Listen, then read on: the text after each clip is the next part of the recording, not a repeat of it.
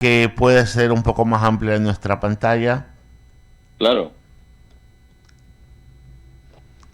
Ahí está, ahora sí la encuadra, perfecto. Cecilia Duret con la entrevista al inicio.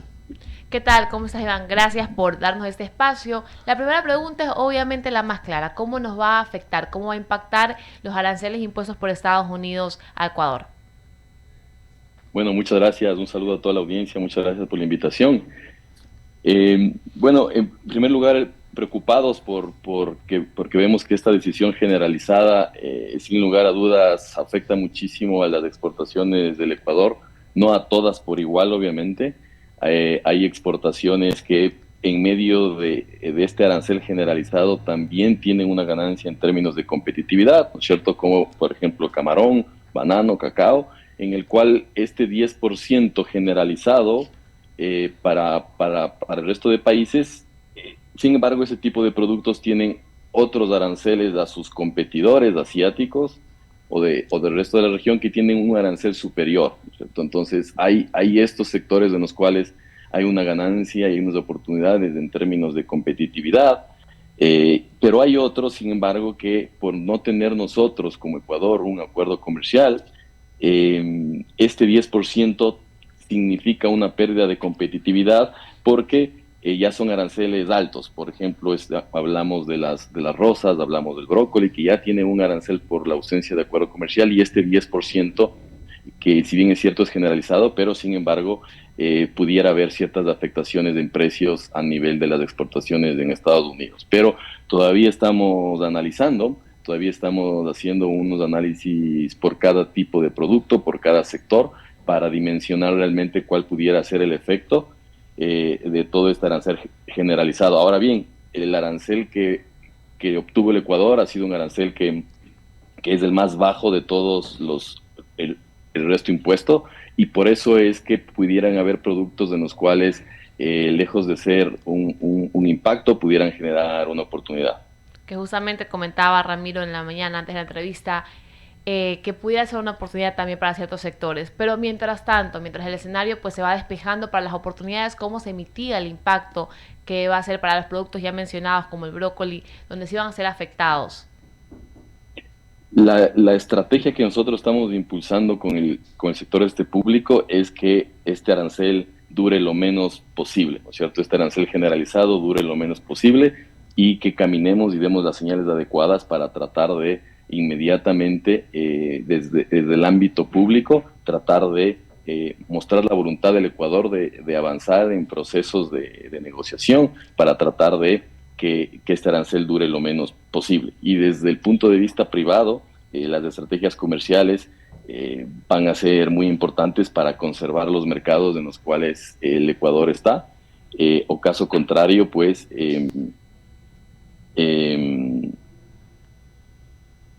¿Sí? perdón, caso contrario, tratar de justamente plantear estrategias comerciales para mejorar aspectos logísticos y enfrentar esta guerra de precios generalizada que va a haber en el mercado estadounidense. ¿Qué sectores de la parte agrícola, agroproductiva y la manufactura va a ser más afectado en Ecuador? El grueso de nuestras exportaciones son agroindustriales, ¿no? La manufactura, hay productos como, por ejemplo, los perfiles de aluminio, que estos ya fueron sujetos de aranceles generalizados hace más de 2 meses, pero sin embargo, la oferta del Ecuador es agroindustrial, y los sectores que estarían de una forma más complicados son los que ya tienen un arancel para entrar a Estados Unidos, y este sería un arancel del 10% adicional. Creo que esos son los productos que más complicado van a tener, y que las estrategias comerciales que ocupen van a ser fundamentales para conservar el mercado, mientras la gestión público-privada avanza en que estos aranceles puedan ser revisados rápidamente, y que podamos entrar en un proceso de negociación más amplio. ¿Consideraría entonces positiva la reunión que tuvo previamente el presidente con Donald Trump? Indudablemente, indudablemente, Cecilia, me parece que en este nuevo enfoque de diplomacia que el presidente Trump está impulsando en el mundo, en este cambio institucional del relacionamiento comercial, el estar mucho más cerca del presidente Trump, sin lugar a dudas, crea mayores oportunidades para que el Ecuador pueda manifestar sus intereses y pueda dar las señales mucho más claras para poder, como digo, reducir el arancel y más bien plantearnos a un esquema de negociación comercial que es lo que al final del día el presidente Trump también está persiguiendo con la imposición de estos aranceles generalizados y específicamente las tasas más altas a los países más grandes con los cuales él tiene un comercio más intenso. Entonces, sin lugar a dudas, el siguiente paso será entrar en un proceso de negociación y ese relacionamiento del presidente Noboa con el presidente Trump, sin lugar a dudas, nos acerca mucho más a estas oportunidades. Y la última pregunta para darle la posta a Ramiro es, ¿qué opinamos con relación a que Brasil, Chile, Colombia, Honduras y otros países con estas ideologías económicas y políticas también tienen el 10% sin haber tenido el acercamiento que tuvimos nosotros, como se lo pudo ver con Daniel Noboa en la reunión de la semana pasada? Bueno, Cecilia, hay que visualizar que la política de los Estados Unidos no tiene una discriminación. Digamos, el 10% que se aplica para el Ecuador es el 10% generalizado, es de todos los países del mundo. Sin lugar a dudas, este proceso de acercamiento y las gestiones que hagamos de aquí en adelante van a permitir aclarar muchas de las consideraciones que tomó Estados Unidos para aplicarnos ese arancel.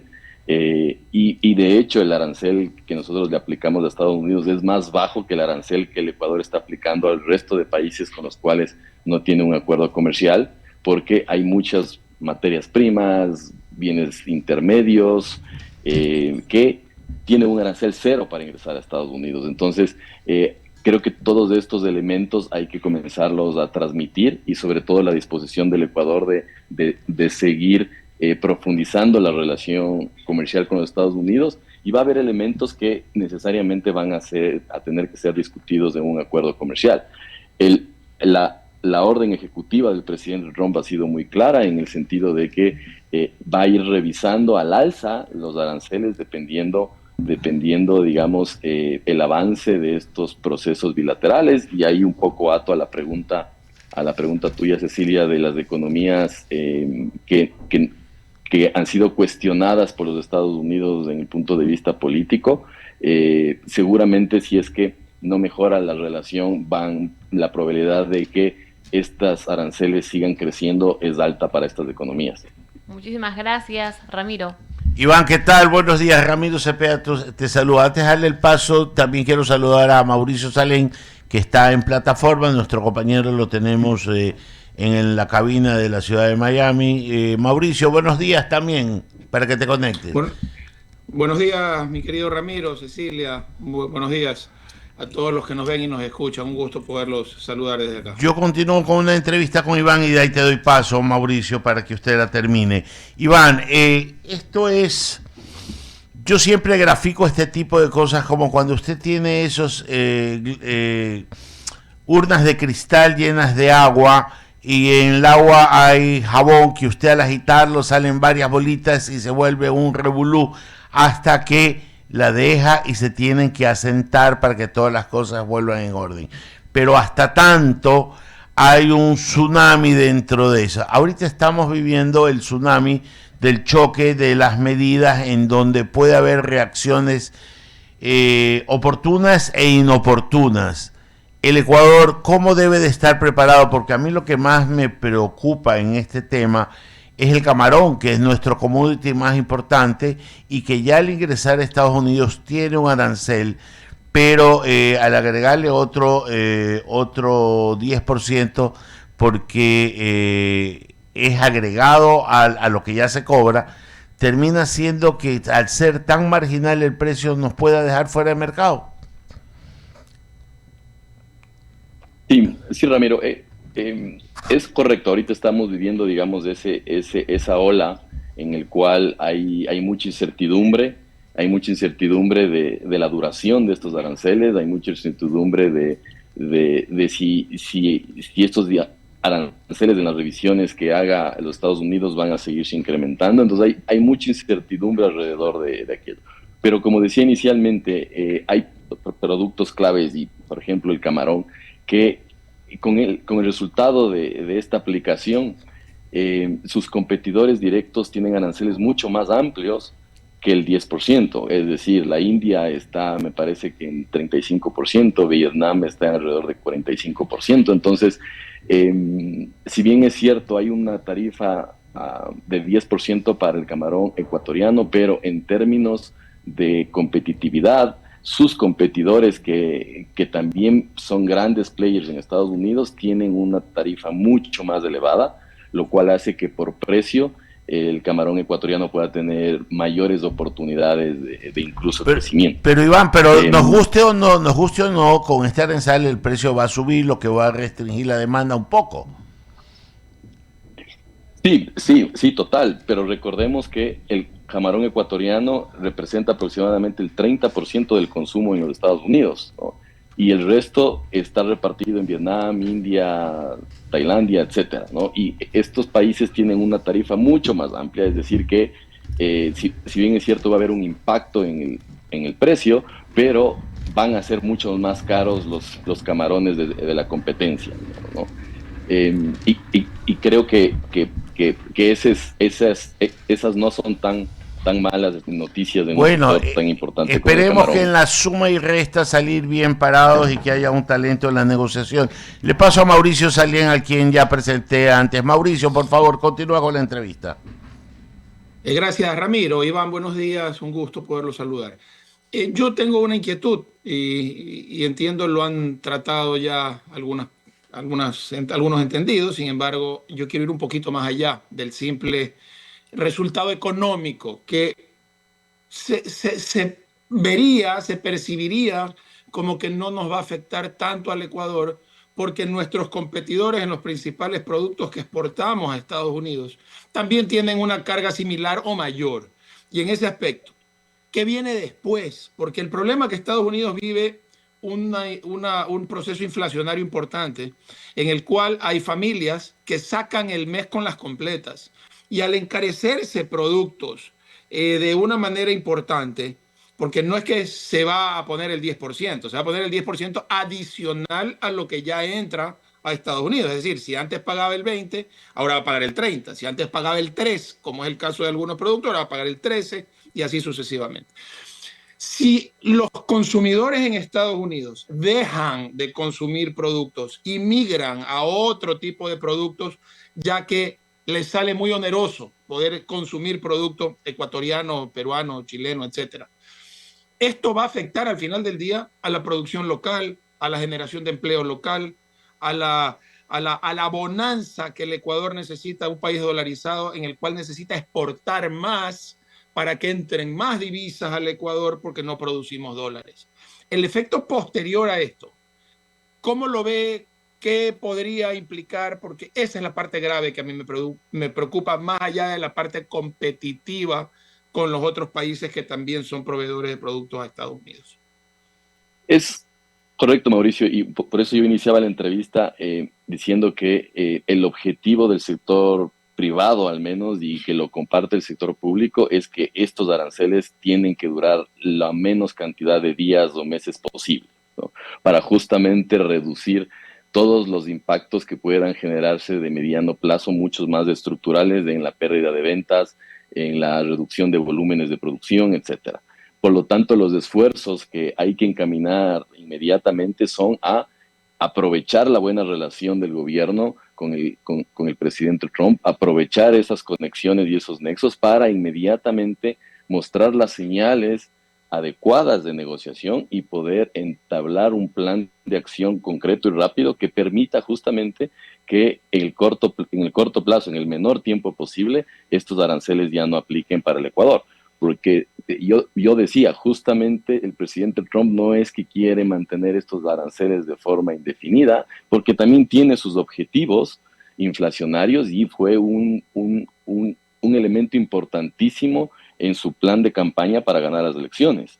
Por lo tanto, a él también le conviene que estos acercamientos sean lo más rápidamente posibles y efectivos para poder comenzar a no causar un efecto inflacionario importante. Yo concuerdo contigo que económicamente el Ecuador tiene muchas complicaciones, entre esos tenemos una matriz de costos fijos, tenemos el dólar, y hay muchos elementos que hacen que, si bien es cierto, en este momento la ganancia y pérdida de competitividad o de aranceles impuestos a los competidores pudiera verse como una ventaja en algunos sectores, hay otros sectores que sí tienen una desventaja y por lo tanto los objetivos serían generar las acciones necesarias para que estos aranceles duren lo menor tiempo posible.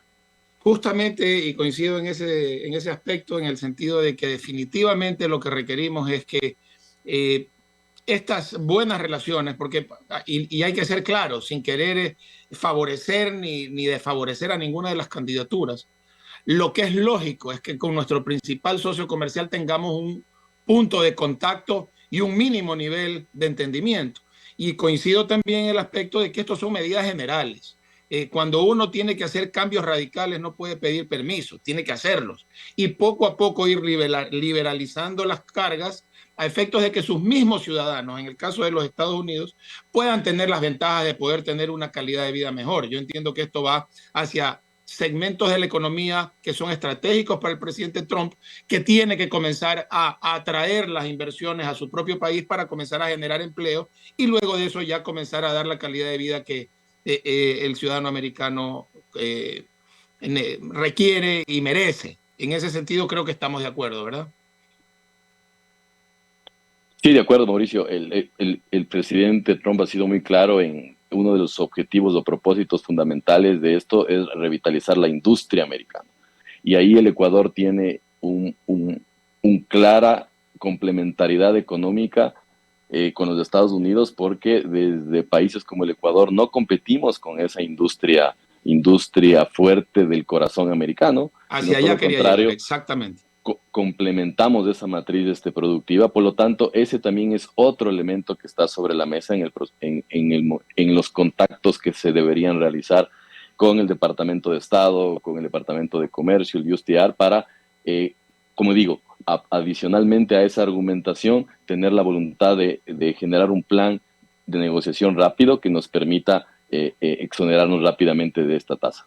En la línea de tiempo debemos entender, para tranquilidad también de los ecuatorianos, que es lo que nos compete y nos interesa al final del día, en la línea de tiempo tenemos que estar claros que estamos dentro de un proceso y ese proceso tiene sus tiempos que tiene que cumplirse y en esos tiempos que tiene que cumplirse, ojalá, Dios mediante, después del 13 de abril, quien sea que gane las elecciones, tenga ese punto de contacto para poder llevar adelante las conversaciones que al Ecuador lo liberen de cualquier tipo de complicación futura.